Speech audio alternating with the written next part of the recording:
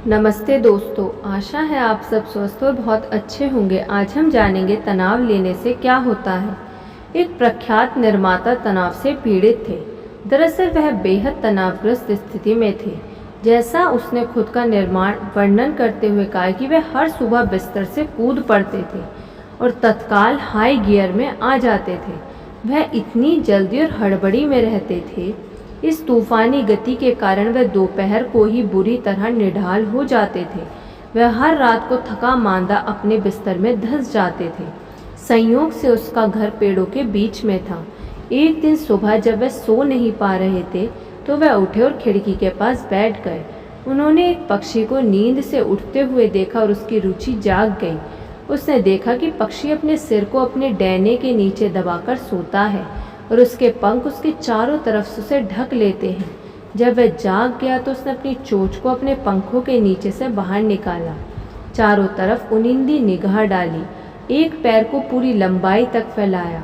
इस बीच उसने डैने को पैर के ऊपर फैला लिया था। उसने यह किसी पंखे की तरह फैल गया था।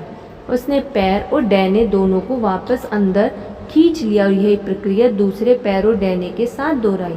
इसके बाद उसने अपने सिर को अपने पंखों पर टिका लिया और हल्की सी झपकी ले ली, परंतु पक्षी का सिर जल्दी ही फिर बाहर आया।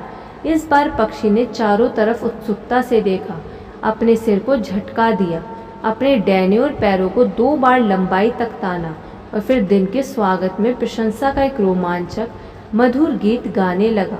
जिसके साथ ही उसने उड़ान भरी, ठंडा पानी पिया और भोजन की तलाश शुरू कर दी। मेरे तनावपूर्ण मित्र ने अपने आप से कहा, अगर पक्षी इस तरह से उठ सकता है, यानी इतने आराम और इत्मीनान से, तो मैं भी इसी तरह से अपने दिन की शुरुआत कर सकता हूँ और यह मेरे लिए भी अच्छा होगा। वह वास्तव में इसी प्रक्रिया को दोहराता गया। उसने गीत भी गाया और उसने पाया कि गीत खास तौर पर लाभदायक तत्व है, क्योंकि यह एक मुक्त करने वाली क्रिया है। मैं नहीं गा सकता, उसने मुस्कुराते हुए कहा, परंतु मैंने कुर्सी पर चुपचाप बैठकर गाने का अभ्यास किया। ज़्यादातर मैंने भजन और सुखद गीत गाए। कल्पना करें कि मैं और गा रहा था, परंतु मैंने ऐसा किया। मेरी पत्नी ने सोचा कि मैं पागल हो गया हूँ। मैं पक्षी से एक बात में आगे था और वह यह है कि मैंने थोड़ी प्रार्थना भी की। फिर पक्षी की तरह मुझे भी भूख लगी और मुझे एक अच्छा नाश्ता चाहिए था और मैंने इन्हें खाने में पर्याप्त समय दिया। इसके बाद मैं एक मुक्त मानसिकता के साथ काम पर गया। इससे मेरा दिन अच्छी तरह और बिना तनाव के शुरू हुआ और मैंने अपना दिन शांतिपूर्ण और आरामदेह नज़रिए के साथ गुजारा। एक यूनिवर्सिटी की पूर्व सदस्य ने मुझे बताया कि उनके चतुर कोच उन्हें अक्सर याद दिलाया करते थे, इस रेस को या किसी और रेस को जीतने के लिए नाव धीमे चलाओ। उन्होंने समझाया कि नाव तेज गति से चलाने के कारण लय टूट जाती है और जब लय टूट जाती है तो इसे दोबारा प्राप्त करने के लिए पूरे क्रू को बहुत मेहनत करनी पड़ती है।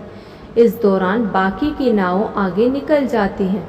यह सचमुच समझदारीपूर्ण सलाह है। जल्दी पहुंचने के लिए नाव धीमे चलाओ। धीमे नाव चलाने के लिए, धीमे काम करने के लिए और निरंतर जीतने वाली गति बनाए रखने के लिए तेज गति के शिकार व्यक्ति को अपने मन और आत्मा में, अपनी नर्व्स और अपनी मांसपेशियों में ईश्वर की शांति भर लेनी चाहिए। क्या आपने कभी अपनी मांसपेशियों या अपने जोड़ों में ईश्वर की शांति भरने के महत्व के बारे में सोचा है? जब आपके घुटनों में ईश्वर की शांति भर जाएगी तो शायद वे इतना दर्द नहीं करेंगे। आपकी मांसपेशियां तब बेहतर काम करेंगी जब उनमें ईश्वर की शांति होगी, जिसने उनकी रचना की थी, जो उनकी गतिविधि को नियंत्रित करता है। हर दिन अपनी मांसपेशियों, जोड़ों और नर्व से कहे, तनाव में मत रहो। किसी बिस्तर पर आराम करें।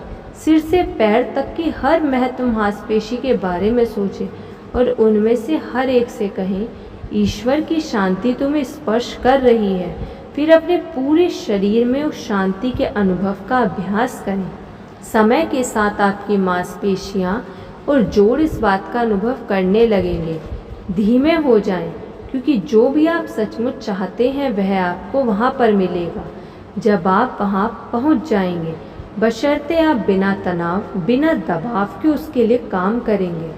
अगर आप ईश्वर के मार्गदर्शन और उसकी बिना जल्दबाजी की गति की लय में काम करेंगे और इसके बाद भी आपको अपनी मनचाही चीज़ ना मिले तो यह मान लें कि वह चीज़ वहाँ थी ही नहीं।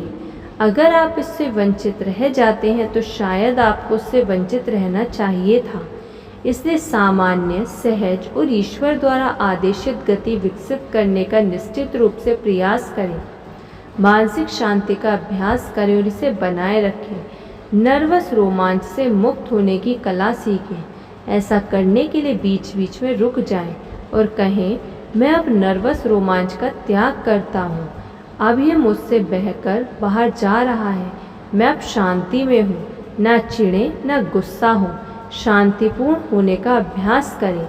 जीने की इस कार्यकुशल अवस्था को हासिल करने के लिए मैं आपको शांतिपूर्ण विचार सोचने की आदत डालने की सलाह देती हूँ।